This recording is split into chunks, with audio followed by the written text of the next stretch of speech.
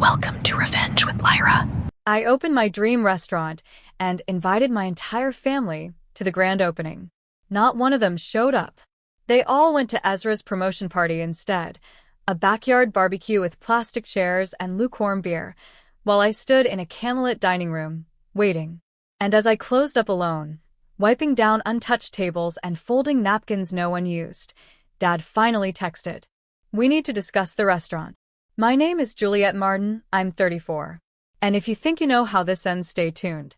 What do you do when the people you fed your dreams to show up only when there's something left to eat?" The kitchen still smelled like garlic and rosemary. The handwritten menu cards I spent hours on were all still stacked neatly at the host stand. And the playlist, the one I made from songs that reminded me of my childhood, kept looping on empty speakers. I stared at my phone. No calls. No, sorry, we're running late. No flowers. Not even from Mom. Just Ezra's Instagram story. Promotion party vibes, bottle with popping cork. My entire family in the background. Laughing. Dancing. Holding a cake that said, "To bigger things." I'd built something from scratch. They didn't just miss it, they ignored it. So when Dad texted, I didn't ask what he wanted to discuss. I knew. He was worried about the money he assumed he'd get. The family tab. The unspoken discount he thought he'd earn just by sharing my last name. I stared at the screen for a moment, then typed one sentence that would rewrite the rules forever. Effective immediately. The restaurant is closed to all family, no reservations, no discounts, no exceptions. And 20 minutes later, my phone lit up. 19 missed calls. And one knock at the back kitchen door. It was Ezra at the door. Of course it was. He stood there in his tailored blazer, smelling like too much cologne and not enough guilt. In his hand, a box of leftover cake. "Figured you'd want a slice," he said, trying to smile like nothing had happened. I didn't answer. Didn't move. "Look, Jules. We didn't think the opening was that big of a deal. Dad said it was just soft launch vibes." I stepped outside, shutting the door behind me. "You went to his party, Ezra. Not mine." I sent hand-delivered invites. I texted Mom 3 times. "I made your favorite lemon tart, and it sat untouched for 5 hours." He looked down at the cake. "People got busy." "No," I said, soft but sharp. "People got lazy. They thought I'd always be the backup plan." I walked past him and threw the trash bag I'd been carrying into the dumpster. "Jules, come on. It's not that deep." But it was. It had always been deep. From the way Dad introduced me as the artsy one, to how Mom constantly compared my restaurant dream to Ezra's marketing job. They wanted me to stay small, so they wouldn't have to explain me. Ezra followed me back to the door. "I think Dad wants to invest now. He sees potential. He asked me to talk to you." There it was. The real reason. Not guilt. Not support. Just business. "Tell Dad the restaurant's fully funded," I said calmly. "And the investor bought exclusive rights to my loyalty." Ezra blinked. "What does that mean?" I smiled. "It means you're late. And I don't do leftovers." I walked back inside and locked the door behind me. On the other side, I could hear him breathing. And then walking away. The next day, I changed the locks. Not just at the restaurant, but at my apartment too. I'd spent years letting my family treat my space like a revolving door. "Jules, we need a place to crash. Can we store this here for a few weeks? Can I borrow your car just till Monday?" And every time, I'd said yes. Because saying no made me feel selfish. Because somewhere, deep down, I thought that being useful was the same as being loved. But love doesn't flake on your life's biggest moment. Love doesn't shrug off your invitations. Love shows up. So I made it official. A sign on the restaurant door read, "Dear customers, due to overwhelming support, we're transitioning to reservations only. No walk-ins accepted, even if we share DNA." By noon, it was on local foodie blogs. By evening, it went viral. The photo of me in my white apron, arms crossed, standing in front of that handwritten sign, it hit a nerve. Comments flooded in. "This woman is my hero. Boundaries taste better than betrayal. Tell Ezra to eat a slice of humble pie." Meanwhile, my phone buzzed nonstop. Mom called 5 times, left one voicemail. Juliet, this is childish. We're family. We made a mistake, but this public tantrum is making things worse. I didn't respond. Instead, I opened the front door to a couple holding hands, tourists from Georgia. We saw you online, the woman smiled. We canceled our other reservation just to eat here. As I led them to their table, I caught my reflection in the front window. I didn't look bitter. I didn't look angry. I looked free. And behind me, the restaurant buzzed with laughter, clinking forks, and second chances I chose, not ones I was forced to give. 2 days later, Dad showed up. Not at the restaurant. He wouldn't risk the cameras or another headline. He came to my apartment. Juliet, open the door, he said. Let's be adults about this. I watched him from the peephole. Suit jacket slightly wrinkled. Eyes tired. He looked like a man losing control of a story he'd written. I'll be brief, he added. Your mother's upset. Ezra's confused. We all are. I opened the door, but didn't step aside. You want to talk? Talk right here. He sighed. This is ridiculous. We're not enemies. No. You're just people who forgot I exist unless I'm footing the bill or cooking the meal. He flinched. I was going to help you, he said quietly. I was looking into some financing. You mean you wanted equity, I replied. Control. Dad's face hardened. Don't be paranoid. I pulled out the manila envelope that had been waiting on the console behind me. Here's the deed. The restaurant is solely in my name. The LLC, the patents, the recipes, all mine. He blinked. You got a lawyer? I got a team, I said. Funny what happens when you stop waiting for permission to shine.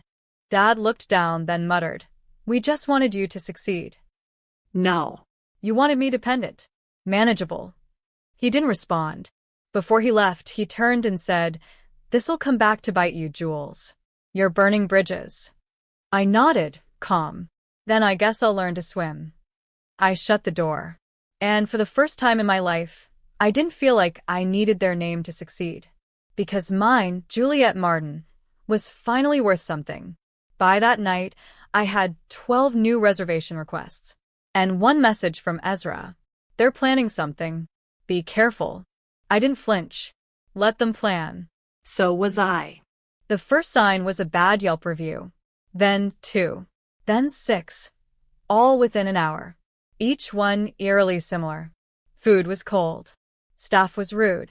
Owners stared at us like we didn't belong. Only problem? None of those names were in the reservation log. And we never had cold food. I knew what this was. Ezra's message echoed in my head. They're planning something. A smear campaign. One-star warfare. The kind of digital vandalism that doesn't leave fingerprints, just poison. I didn't panic. I prepared. I called my lawyer. Then I reached out to one of my regulars, a journalist from a local paper who had once written a glowing piece titled, The Restaurant with a Soul. I think someone's targeting you, she said after reading the reviews. Want to go on record? I said yes. By morning, the article was out. Beneath the apron strings, how a rising star chef fought back against family sabotage. It wasn't revenge. It was truth. The piece included screenshots. Dates. Contradictions. Even a quote from a staff member who said, her dad came in last week and threatened to buy out her lease if she didn't come to her senses. By noon, the story had legs. Comments poured in again, this time from people defending me. Imagine being this threatened by your daughter's success. Families like this create warriors. She's not the black sheep, she's the phoenix. That night, a woman walked into the restaurant and whispered, They tried to break you. But I came here to tip you $1,000 just for standing up. I cried in the walk-in fridge. Not out of weakness, but relief. Because for once, I wasn't alone. The world had seen what they did. And they chose me. You said. The next move wasn't mine. It was Ezra's fiancée, Natalie. She showed up during closing hours, no reservation, just a fragile smile and a trembling phone in her hand. Can I talk to you? She asked. Please. Just a minute. I almost said no, but something in her eyes, guilt, maybe, held me still. She sat across from me in the last booth by the window, her hands wrapped tight around a coffee cup I hadn't poured yet. I didn't know, she whispered. I didn't know how far they were going. I stayed quiet. They created a WhatsApp group. Your mom, Ezra, your Aunt Linda, even your cousin Mark. It was called Project Reset. The plan was to pressure you into selling the restaurant or force you to fail. I didn't flinch. I already knew. Natalie continued, her voice cracking. Ezra said they were just trying to bring you back to reality. But after the article went viral, they turned on each other. Your mom blamed Ezra. Ezra blamed your dad. It's chaos now. I leaned back, watching her. Why are you telling me this? She looked ashamed. Because they dragged me into it. And because I don't want to marry someone who treats his sister like that. She slid her phone across the table. Screenshots. Messages. Voice notes. Proof. I stared at them. Names. Dates. Plans. Natalie cleared her throat. If you want to go public, you have my blessing. I didn't respond. Not yet. Because revenge wasn't about noise. It was about timing.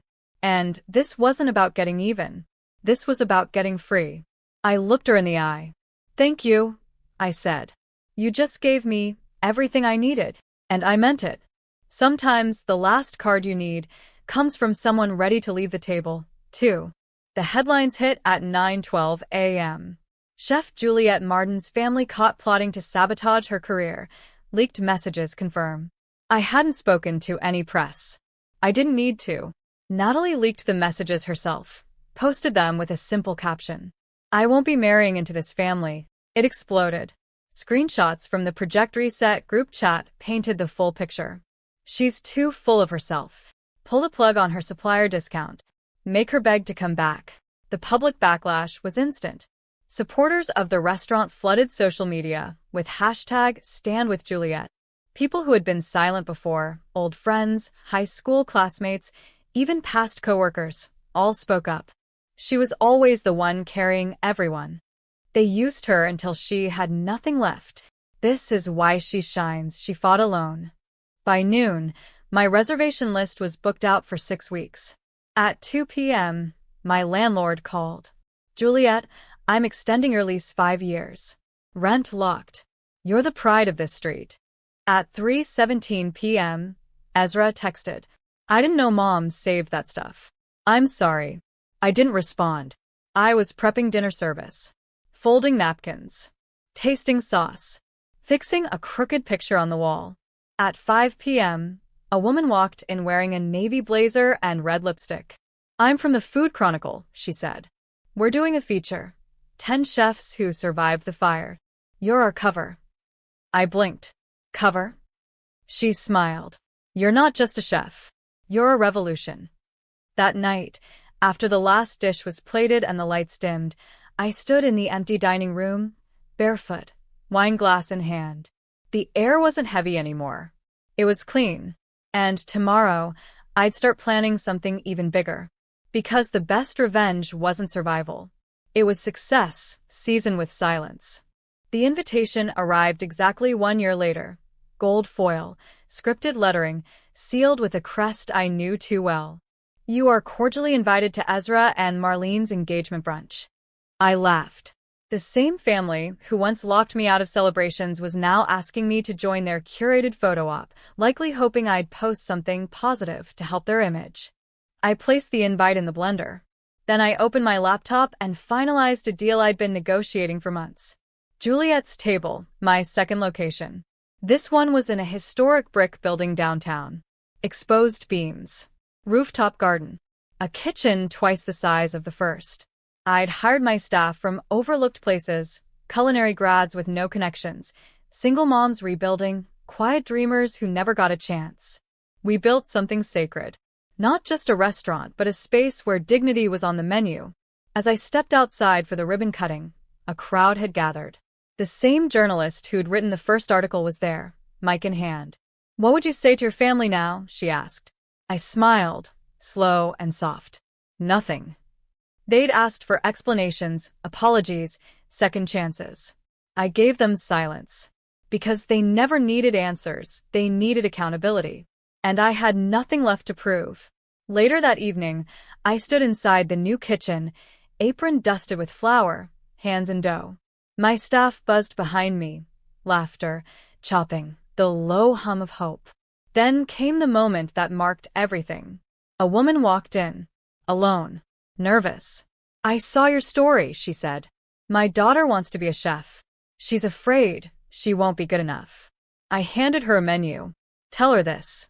They said the same to me. And just like that, I closed the chapter they tried to write for me.